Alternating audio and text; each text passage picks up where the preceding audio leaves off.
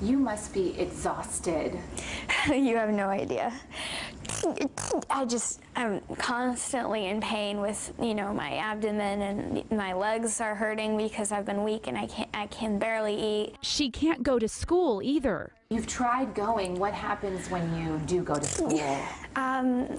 Some kid ends up making fun of me or something like that, and it just gets...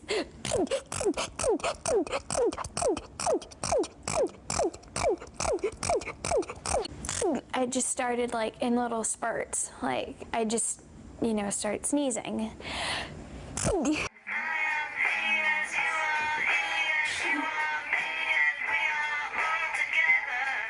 Listening to the Beatles helps Caitlin relax. The only time she doesn't sneeze is when she falls asleep after taking Benadryl.